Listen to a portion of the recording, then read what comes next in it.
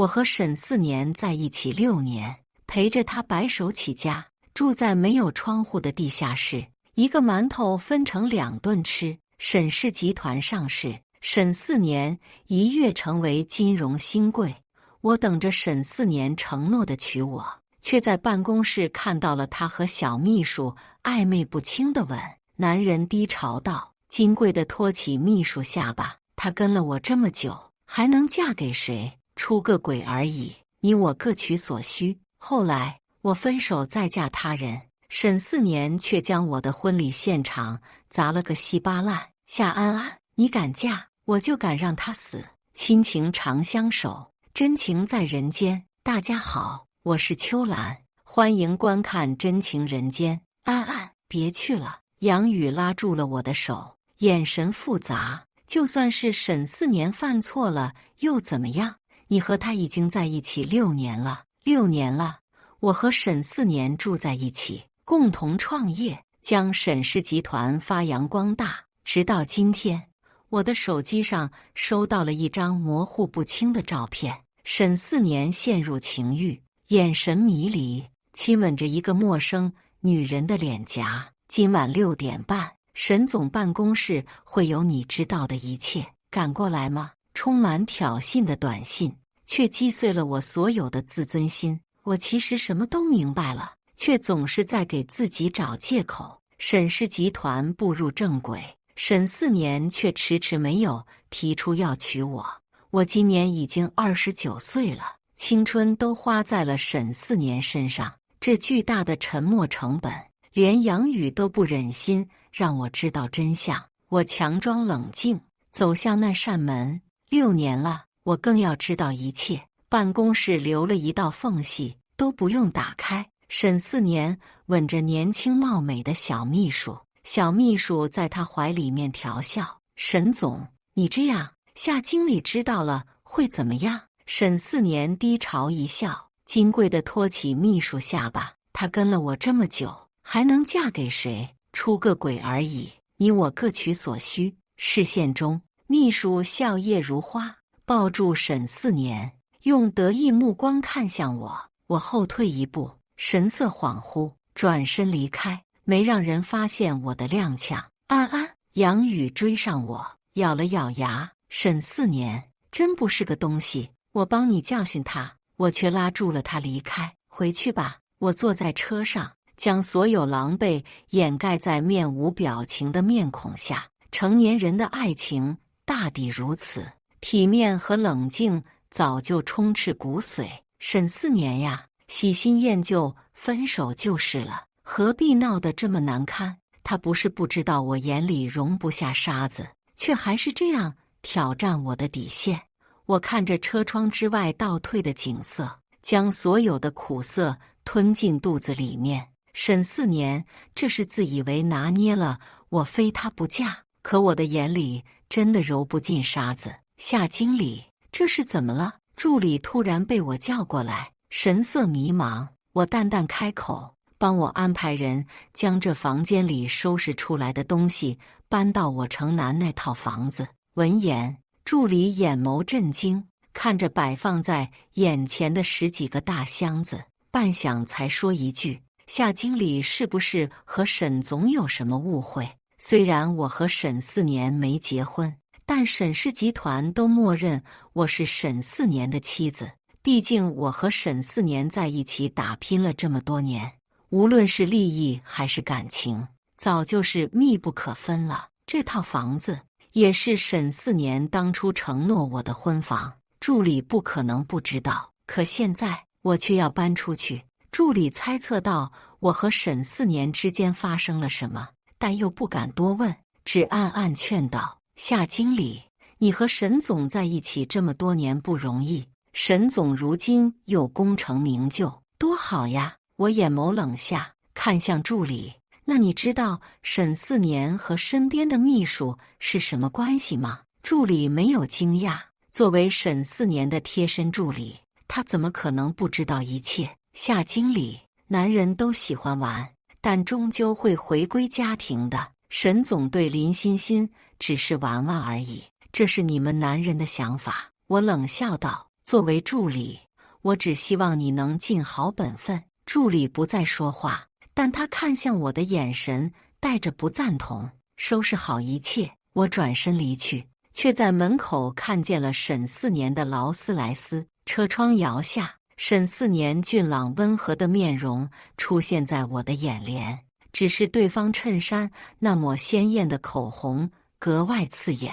林欣欣作为他的秘书，此时规规矩矩坐在他的身边，只是在沈4年看不见的地方，女人朝我露出个得意笑容。门口怎么有辆货拉拉？你买了家具？沈4年下了车，漫不经心地问道。恰巧这时，搬家人员拿着我的行李往外搬，沈4年的眼神瞬间变得凌厉。你们在干什么？四目相对之间，搬家人员面面相觑，我脸色平淡，让他们继续搬。随后看向男人，沈总既然有了新欢，我给你腾地方，找个时间，我们好好谈谈。话落，我转身想要离开，沈4年却猛地抓住了我的手。你知道了。沈4年抿了抿薄唇，随后眼神冰冷地看向林欣欣。林欣欣脸色一白，开口解释：沈总，我什么都不知道，装小白花这一套对我可不管用。我甩开沈4年的手，淡淡看向林欣欣：那张暧昧照片不是你发的吗？还让我亲自去办公室抓奸，要不然我让公司技术部查一查那个手机 IP 地址，还你个清白。在商海浮沉多年，林欣欣这种手段在我眼里根本不够看。沈4年，你到底是喜欢他的人，还是贪图他年轻？但无论是什么，出轨已经成了事实。安安，我和他只是玩玩。身后传来沈4年的声音，男人根本不顾及林欣欣还在现场。我转身看过去，对上了林欣欣妒忌又愤怒的眼神。对方转而又看向了沈4年，眼神悲伤而控诉：沈总，我只是喜欢你。沈4年没有给他半个眼神，那双黑眸直直地看向我。安安，我们这么多年感情，他只是我的一个错误而已。一个错误。我驻足看向沈4年，昔日年少轻狂、肆意妄为的少年，在我的培养下变得成熟稳重，处事周到体贴，似乎在这一刻暴露出他本来的面目全非。出轨不可原谅，如果不是林欣欣的暧昧照片，我一直很相信他。如果不是这个错误，会不会有下一个错误？没有林欣欣，会不会有李欣欣、秦欣欣？我不敢想象，相处6年的枕边人，连背叛我的借口都找得这么随意。我深吸了一口气，淡淡开口道：那如果我也犯了这样一个错误了？最近刚好宋时微。我的话还没有说完，沈4年就暴怒地打断了我的话：夏安安，你敢？说完，他自以为为我退了一步地说道：明天林欣欣会消失在沈氏集团，这样你满意了？当年那个幼稚的沈4年仿佛出现在了我的眼前，但我却再也没有笑意盈盈地走向他，甚至觉得连和眼前的男人说话都变得艰难。我们都冷静一下吧。最终，我丢下了一句话，转身便上了车，没有丝毫留恋。我听到身后沈4年狠狠踹了一脚林欣欣，似乎在怪他把真相告诉我。我疲惫地闭上双眼，让司机开车到我的住处，却没有想到看到一道熟悉的身影。宋时微看到我，似乎也很诧异。夏经理，他的目光扫到了我后面的货拉拉，来来去去的清洁搬家人员，试探性地询问：你搬出来住了？我微微点了点头。放在往日，我的确会跟这个生意上的合作伙伴客套2句，但是现在我心力憔悴，只想要休息。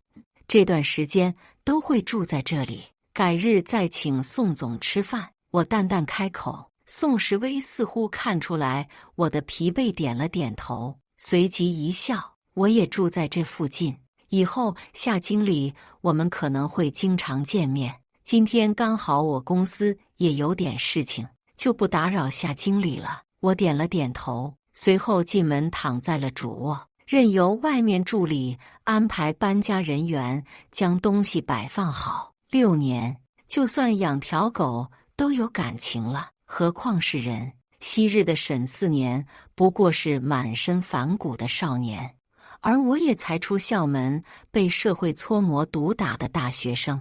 在一次抢劫中，沈4年救下了我，手上被抢劫犯划出一道深深裂口，我自觉有愧，悉心照料人，直至痊愈。一来二去，感情似乎也水到渠成。相处1年之后，沈4年想要创业，但我们两家都不是大富大贵家庭。我思来想去，下定决心辞去国企工作，陪着他白手起家，从京都5环开外的地下室走到市中心。我们整整花了5年。如果先前我还能给自己找借口是公司没稳定下来，沈4年没心思结婚，那么公司上市后这1年稳步发展的时间里，沈4年却丝毫没有跟我提起过结婚的事，的确让我陷入悲观。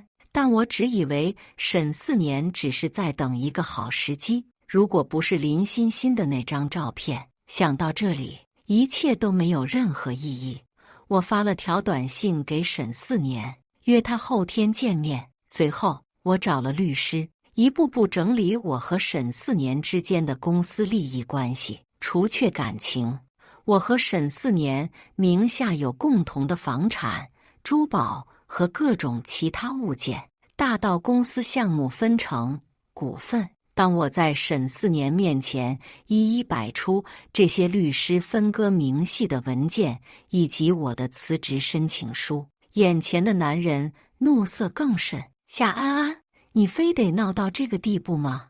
我神色平静地看了他旁边的林欣欣一眼，淡淡开口：沈4年，我们好聚好散。说是辞退林欣欣，原来是将人放在了自己身边照顾。就连我们分手，沈4年还带对方过来。6年的感情，我竟然得不到对方的一丝尊重。这时候，我突然觉得自己有些可笑，可同时也觉得沈4年有些恶心。沈4年眼神冰冷：夏安安，你想清楚，这沈氏集团总裁夫人的位置，你不想要做，多的是人想要当。闻言，我笑了。比如你身边的这位小晴儿，我不是给他们腾位置吗？沈4年，你想玩那就尽情玩，没有我的约束。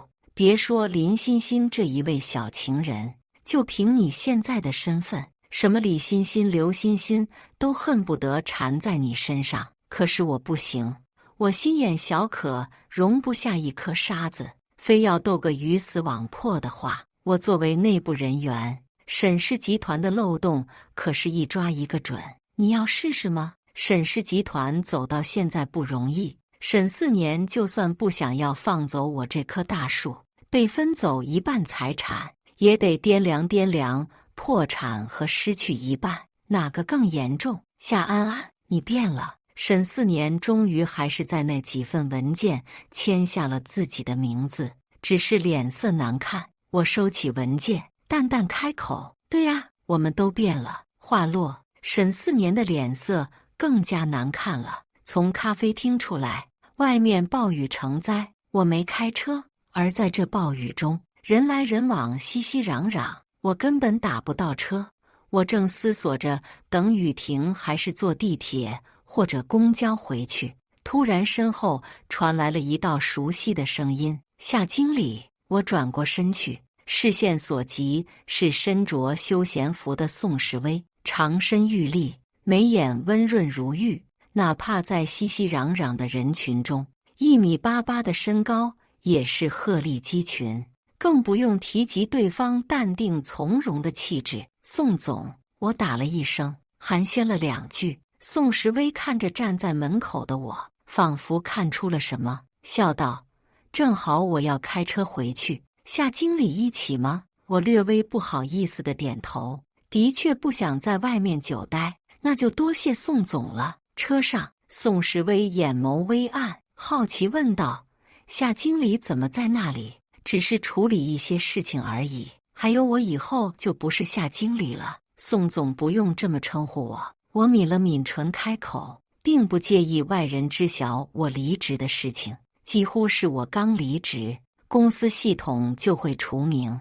内部人员的离职毕竟不是小事，有心之人想要调查也简单。宋时微微微诧异，似乎联想到前几天我搬家到小区的样子，也猜测出什么，但没说什么，只淡淡开口道：也好，离开了不舒心的地方，才能向更好的迈进。不知道夏经。说到这里，男人似乎陷入苦恼。那我该叫你什么呢？安安。听到这2个字，我眉心一跳，转而看向了他。宋时微立刻笑了笑，开个玩笑，不知道夏小姐接下来有什么打算。我还没有想到，电话铃声就疯狂响了起来，打断了我的思索。看着手机上的显示，我仿佛预料到了什么，果然接起电话，那端就传来了我妈的吼声：夏安青，你为什么和4年分手？4年多好呀，你今年都已经29岁了，你不和他结婚，你还想和谁结婚？电话那里还传来我弟弟的声音：对，沈哥有什么不好的？你干什么和他分手？他现在是沈氏集团的总裁。姐，你别闹呀，这么多苦日子都熬过来了，走到这一步，你差点就能成为沈太太了。我捏紧了手上的电话，即使没开外放，我妈的吼声隔着手机屏幕都能传得清清楚楚的。我看了一眼旁边的宋时微，对方合上眼眸，仿佛假装在休息，没有听见。可难堪还是在我的心里面蔓延。妈，这件事情我做主，你就别担心了。我还有事就先挂了。说完，我就挂断了电话。宋时微在这时睁了开双眼，淡淡开口：其实年龄大点也没什么关系，好过一脚踏错。我漫不经心地应了他一声。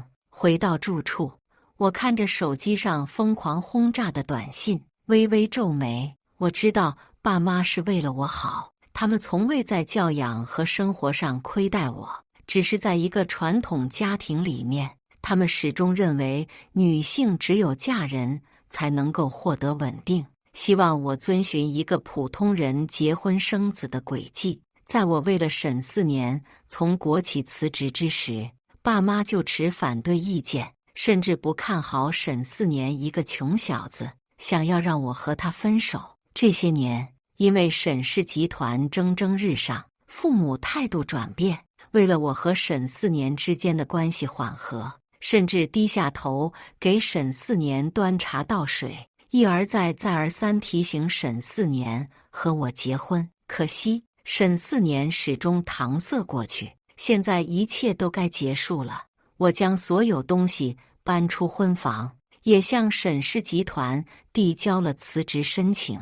股份沈4年都愿意买下，折算成了钱，打进我的卡里面。从沈氏集团拿着东西走出来，我一身轻松，却不料在电梯口看见了林欣欣。她还能待在沈氏集团？我打量着她，女人并没有身着工作服，身上也没有工作牌，手上拎着个保温袋。林欣欣似乎有意向我耀武扬威，拦住了我的去路，眉眼得意：夏安安，就算你陪了4年，这么多年又怎么样？最后还不是被扫地出门了？仗着没有外人在，林欣欣毫不掩饰对我的恶意。我可不是吃亏的主，只淡淡笑道：就算我离开沈4年，但沈氏集团的股票和分红能让我滋润一辈子。不知道林小姐呢？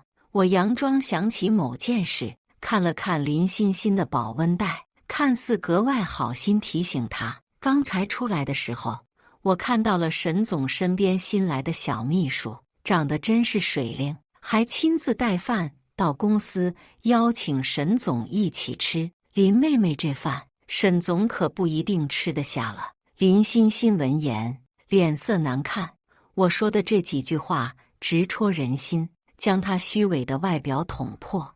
我等着电梯的过程中，看着林欣欣淡淡嘲讽：林小姐这么喜欢沈总，一定要好好抓住他。毕竟我离了他还能有钱，你离了沈4年可就什么没有了。现在沈总又爱玩，多少小情人上赶着缠他。话点到这里，林欣欣憋不出一句话，紧紧捏紧手上的保温袋。而恰巧这时候，沈4年也从后面办公室走了出来，跟在他身后的还有那个新来的漂亮秘书。眉眼含春看向沈4年，目光接触到林欣欣之时，又瞬间露出敌意。林欣欣都快要气疯了，但还不得不压下怒火，朝沈4年质问：4年哥哥，他是谁？沈4年冷淡地看了林欣欣一眼：和你一样的小情人。4年哥哥，你怎么能这么对我？林欣欣崩溃了，只是沈4年依旧没施舍他多少目光，反而直直看向我：这是你的东西，我还给你。我看向他手上的红色手串，思绪飘远。那年我和沈4年刚刚创业的时候，遭遇了竞争对手的威胁，沈4年被车撞得住进了 ICU， 医生该治的都治了，说剩下的一切只能看天意。为此，我长跪佛门1800台阶，我一阶一磕头，只求上天留情，放过沈4年。这佛珠便是我那时候求来的信物，可惜呀，当初的真情如今都化作了一柄利刃，戳得人心窝子疼。我拿回来，却丢在了电梯旁的垃圾桶。这种东西烂了，丢了吧。沈4年见状，面容更加冷冽。安安，我们真的非得到这个地步吗？他们只是我的玩乐而已，只要你愿意，我可以让他们立刻都滚蛋，他们不会威胁到你的任何地位。闻言，我明显看到身后2个女人都白了脸。沈4年说得出做得到，林欣欣似乎也认清了自己的地位，害怕地看向我。我不知道他到底通过什么样的手段才能留在沈4年身边，但是我不再想卷入沈4年的情感纠葛。沈4年，我们断了。电梯应声而至，我只丢下这句话，便转身离开。我从沈氏集团离职，退出沈氏集团高层的消息不胫而走。父母知道了沈4年出轨的事情，没有再说些什么，只是转而又担忧起了我的亲事。准备休养一段时间再步入职场的我，并没有感受到悠闲。父母给我安排了大大小小的相亲，时间几乎被填满。每当我想要拒绝父母的好意，可对上2老担忧的目光和他们的劝诫，我的内心充斥着愧疚。毕竟当初要死要活和沈4年在一起的是我，甚至不顾父母的反对，放弃安逸的生活，陪着沈4年吃苦受累。最后还是我爸妈看不下去，砸锅卖铁给了我启动资金，让我过得好一点。就连我的弟弟也是刀子嘴豆腐心，见不得我受委屈。所以面对这些人的担忧，苦心安排的相亲，我说不出拒绝的话，但我也疲于奔波见各种各样的男人，偶尔不是人品下头，就是性格奇葩。直到这天，我看见了一道熟悉的身影坐在我的面前。宋总，我眼神诧异地看着男人衬衫上别着的玫瑰。宋时威是我今天的相亲对象。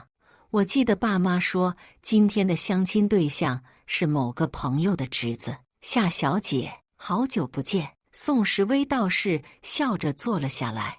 我可不相信一个堂堂公司的总裁会来相亲，心中怀疑对方另有所图，却面色不动。好久不见。宋时威道士开门见山，我这些年本来没准备结婚，可是家里催婚紧，严重影响到了我的生活，我又推不掉，所以他的黑眸直直地看向我，温和俊朗的面容却露出浓浓的占有欲。我的心猛地一跳，佯装喝水掩盖。所以什么？我觉得夏小姐好像也备受催婚烦恼吧。宋时微快速收起神色，仿佛刚才我看到的都是错觉。男人微微耸了耸肩膀，所以夏小姐愿不愿意和我一起假装结个婚，应付家里面的长辈？闻言，我皱起眉头，以宋总这种身价，恐怕就算是假结婚，也能有一大堆女人愿意吧？为什么宋时微找的是我？我曾经的确用宋时微当过挡箭牌，但那时只是促一促审4年而已。私底下，我和宋时微只是配合默契的合作伙伴，除此之外再无其他。宋时微笑了，可是聪明的女人不多，不惦记做宋家家产更少，而我刚好认识夏小姐，我们又互有所需。我听懂了，宋时微是不想要惹上麻烦。如果宋时微想要找的是门当户对的富家小姐，无缘无故，他们怎么可能愿意假结婚？如果是普通家庭的女人，又怎么不惦记宋家偌大的家产？宋时微需要的是一个合格且充当好外交角色的妻子，而不是引狼入室。而我是经过他挑选之后的合格人选，这种利益关系似乎才更符合成年人的世界。我淡淡开口：“我和你结婚有什么好处？”宋时微脸上的笑意更甚，他知道我动摇了。宋太太应有的身份和地位，包括每个月的零花钱，我都会按时打到你的卡上。成交。我伸出手，合作愉快。宋总。宋时微握了一下，合作愉快。婚礼的日子定了下来，连我爸妈和弟弟都没有想到，刚相亲完的我就突然之间要结婚了，就在这个月底。安安，要不然我们再看看，不得相处一段时间再说。其实也不用这么快结婚。临了到了头，妈反倒开始劝我，连家里面的2个男人也点头如捣蒜。要不然你和那小宋还是再交往几个月吧。当初的我和沈4年，交往6年，走了这么多风风雨雨都没结成婚，反倒是现在我和宋时微只相亲几天就确定下来婚礼，让他们有些不确定感，担忧更多了。肉眼可见，我爸妈的白发都多了不少。看着宋家人送来的五金和礼品，我只淡淡拍了拍我妈的手，反倒是安慰起他们。没关系的，我和他都认识1年多了，这次相亲只是个契机。我们发现彼此很合得来，加上大家年纪都不小了，我们才急着结婚。至于感情可以在婚后培养。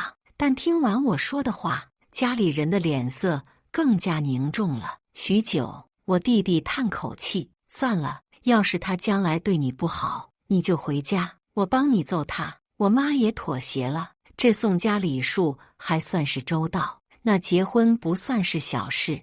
我和你爸给你盯着婚礼，希望不要发生什么事情，让你风光出嫁。宋家给的彩礼，我爸妈都把它单独放在一张卡上，交给了我，让我好好用在小家上，又嘱咐了我不少的话。婚礼虽然举办的仓促，但是婚礼现场并不敷衍，明显可以看得出来用了心的。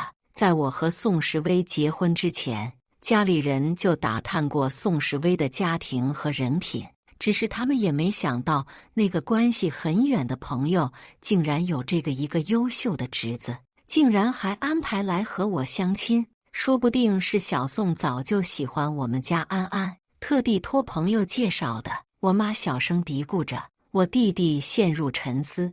这是场隆重的西式婚礼，左右两侧铺洒着数不尽的玫瑰花，喷水池在阳光下熠熠生辉，宾客如云而至。注目看向我挽着爸爸的手走向宋时微，看着那道气质斐然的身影，我突然紧张起来。男人站在逆光的地方，身穿高级定制的剪裁得体的黑色西装，缓缓出现在我视线当中，仿佛浑身上下散发着光芒，让人无法忽视。我捏紧了手指，心中一紧。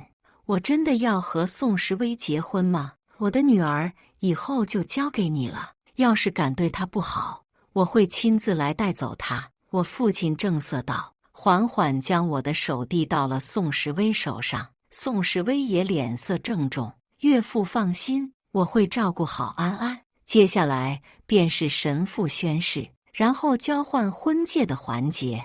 我看着左手无名指上那颗价值上千万的红宝石钻戒，视线往上，对上宋时威含笑的眉眼，心突然又一下子安定了下去。再坏又能够坏到哪里？就算没有爱，但我不会失去钱。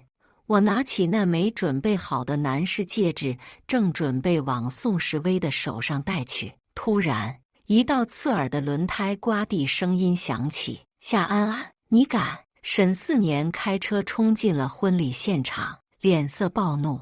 他似乎没有想到我怎么和他分开不到1个月的功夫，怎么就要结婚了？那双眼眸红的仿佛要滴血。事到如今，我看向沈4年的眼神反倒是平静，不慌不忙地想要将戒指戴在宋时威的手上，可一个捧花突然砸了过来，小心！宋时威立刻将我护在身后，戒指也掉落在地。捧花是沈4年扔的，宾客仿佛被这变故惊呆了，也认出来沈4年。2大总裁在婚礼上针锋相对，口中喊的还是同一个女人的名字。我几乎能够料想到明天的热搜八卦，不由得揉了揉眉心，试图将舆论降到最低。沈总莫不是怪罪我没有请你过来参加婚礼？如今闹也闹了，朋友之间就不计较了，坐下来喝杯喜酒吧。只是沈4年丝毫不领情，他捏紧手指，那双眼眸泛红，死死地盯着我。跟我走，夏安安，你不准和他结婚。我淡淡地回视他。沈总说笑了。我转而看向保安，沈总喝醉了，送他去后台休息一下吧。保安早就想要带走沈4年了。闻言立刻上前，先生，我们到后面说话。只是这次沈4年也带了不少人过来，看着我心意已决。他露出一个冰冷的笑容，给我砸一样奖励1万。顿时他身后的保镖快速动作，宾客受到了惊吓，不由得纷纷避让开来。保安疏散人群，控制场面，一边还要调动安保过来制止沈4年的人。一时之间，婚礼混作一团。我家人和宋家人的脸色都不好看，在宋时威的安排下送去后台了。宋时威抿了抿薄唇，看向我，戒指没戴。他捡起来那枚掉落的男戒，放在我的手上。我眼眸坚定，将戒指戴在了他的手上。婚礼被沈4年砸了个稀巴烂，但并不影响我和宋时威的结婚仪式。沈4年在台下看得眼红，只是这时候他被几个保安控制住，上不来。夏安安，你敢？这个小白脸有什么好的？你就这么缺男人吗？我们才分手不到1个月，你就这么快找到下家了？沈4年从未如此失控和歇斯底里。如果是以前的，我会心疼，可现在宋时威才是我的丈夫，哪怕是名义上的，我都会维护他的尊严和体面。沈4年，你现在有什么资格来说我？我眼神冰冷地看向沈4年，别忘记了，我们已经断得彻彻底底。宋时威是我丈夫，你嘴放干净点。宋时威拉住了我的手，将我护在身后。相较于我的冰冷，男人面上依旧是温和，只是态度强硬。今天沈总所做的事情，我会派律师来起诉。安安现在是宋家的太太，沈总，希望你早日能够认清自己前男友的身份。沈四年看着我们一副夫唱妇随的样子，无能狂怒。夏安安，你要刚嫁，我就弄死他。我们不再理会他。宋时威已经报警了，接下来由律师和警方处理，其他留给安保。男人牵着我的手走到了内场，依旧是隆重的宴席，宾客也被稳定下来。刚才的插曲仿佛没有发生过。宋时威带着我一一敬酒，介绍认识家中亲戚和一些重要的合作伙伴。婚礼的第2天，我就和宋时威领了证。沈四年被拘留在派出所里，没有能够出来阻止。我意识到沈四年怕是不会轻易放过我，提前找了律师写了一份婚前协议。我没忘记宋时威为什么娶我的原因，上面的内容都经过公证，除却宋时威每个月给我的零花钱。我不会侵占宋氏集团和宋时威的任何财产，只是当我将这一份签了名字的婚前协议递到宋时威的面前之时，男人却将它撕碎丢进了垃圾桶。我们之间不需要这种文件。闻言，我面露疑惑，宋时威娶我的目的不就是这个吗？一个不会影响他财产的合格妻子。安安，男人突然按住了我的肩膀，眼眸灼热。摸爬滚打多年，我对不祥几乎有尽直觉的预感。我立刻避开宋时威的目光，转移话题。我累了，先上去休息了。宋时威松开了手，目送我上楼，只是目光晦暗。沈四年的报复如约而至，宋氏集团的订单合作都被沈氏集团抢了过去。沈四年宁可自损1000，也要宋氏集团亏损800的行为，让我看来简直疯了。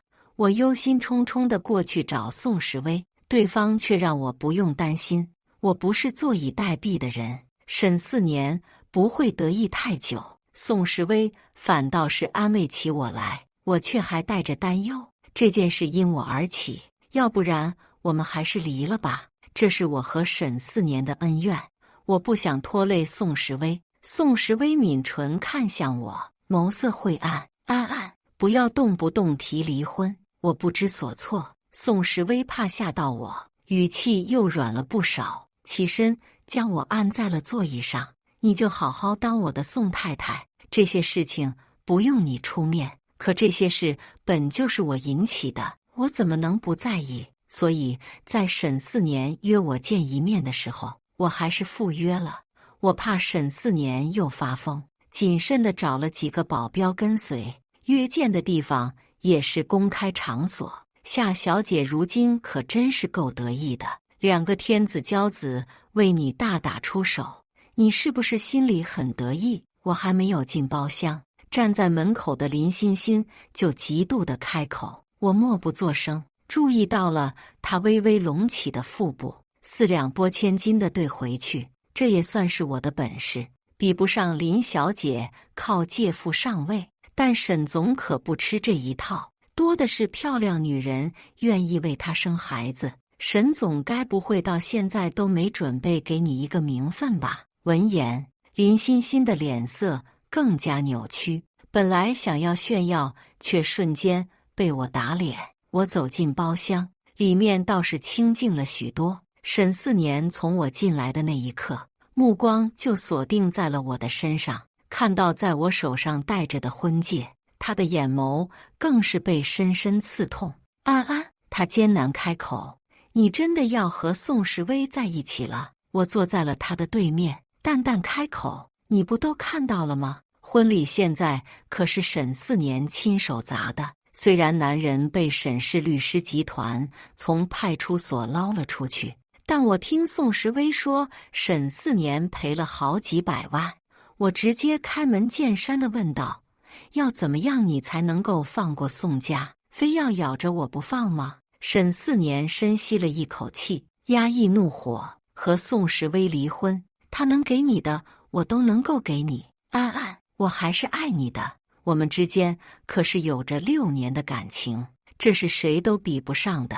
对方冷静下来，又露出一副深情款款的模样看向我。我看着曾经昔日爱人，只觉得他面目全非。沈4年是怎么能在左拥右抱，还弄大了别的女人肚子的情况下说爱我？我从未觉得沈4年如此恶心过。6年又怎么样？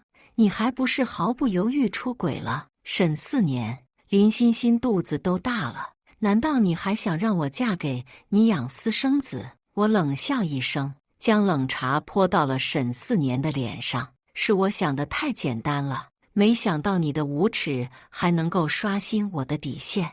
我拿起包包就要离开，沈4年浑身狼狈，想要拦住我，却被我携带的几个保镖拦下。林欣欣早就在外面等候多时，见到我出来，生怕我抢走沈4年，立刻冲了进去。4年哥哥，沈4年却还在暴怒当中，似乎想起要不是林欣欣的挑拨，我和他不可能分手，直接将怒气发泄在了林欣欣身上。都是你这个贱人！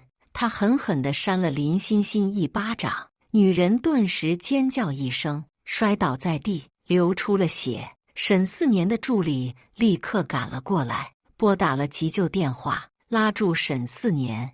看着乱作一团的身后，我不想要卷进去，出门坐车离开。沈氏集团很快遭受到了宋氏集团的反击。沈4年喜欢抢宋氏集团的项目合作，宋时微就此布局。最后，沈氏集团拿到了一个暴雷的地产项目，资金链断裂，很快面临破产危机。我再次听说沈4年之时，是沈4年为了挽救公司，打算和一个富家千金联姻，哪知道被自己的情妇开车撞进了 ICU。我略微好奇地支起耳朵，看向宋时微。接着呢？怎么话说到一半就不说了？宋时微笑着揉了揉我的脑袋。那个情妇你也认识，是沈4年之前的秘书林欣欣。听说她被沈4年殴打，失去了孩子和生育能力。沈4年本来为了压下这件事，承诺娶她，哪知道对方违背诺言。林欣欣也对沈4年由爱转恨，才发生了这种事。医生说沈4年双腿粉碎性骨折，再也站不起来了，脸也在车祸中被玻璃碎片弄毁容。安安，你要去看看他吗？宋时微的语气有些试探。我摇了摇头，不了，他有自己的家人，我们早就断了。沈4年现在这样，就是咎由自取。估计身边的情人也跑光了，而林欣欣凭借故意杀人这一条罪名，最少都是无期徒刑。我站了起来，却意外看到宋时微书房一张熟悉的照片，这不是我们高中时期的毕业照片吗？我拿了起来，面露疑惑看向宋时微：“你怎么会有？”看着这张照片，我仿佛陷入了回忆。因为高中和大学都是书呆子的缘故，我的朋友并不多。就边上那个小胖子是我高中时期的玩伴，或许你该叫我另一个名字，秦时。宋时微勾唇莞尔，你在说些什么？我皱眉看向他，看了看照片上的秦时，不敢相信。我记得很清楚，我高中时期的玩伴秦时可是个400多斤的大胖子。要不然也不会被班上几乎所有人取笑和孤立。我尝试着帮他减肥，都没有减下去。听说是因为生病的缘故，秦时每天都要吃好多药。我爸妈离婚后，我跟我妈也就改名字随母姓，病也慢慢好了，就瘦了下来。宋时微目光炙热地看向我，我的脑子突然开窍，仿佛想到了什么。放下手中照片，所以一开始宋时微就认出来我，还有结婚也是他故意的。以前你可是答应做我新娘的，现在后悔也来不及了，证已经领了。宋时微眼眸微动，抱住了错愕的我，语气含笑：“贴了贴我的脸颊。我冷静下来，微微推开宋时微的脸。那是玩笑话，这1星期你去侧卧住，我需要重新思考一下我们之间的关系。宋时微不依不饶。安安，我们结婚了。男人的目光真诚而炽烈，宛如阳光下的向日葵。我沉默片刻，想到记忆中的秦时，憨厚老实、胖乎乎的少年，仿佛和眼前的男人重合。任由男人抓住了我的手，在我耳边低语：正也领不少时间，我们该同床共枕了。感谢大家的观看，欢迎大家在下方评论区讨论。如果你喜欢这类故事，记得点击订阅真情人间，并分享给更多的人，这会对我帮助很大。再次感谢大家的观看。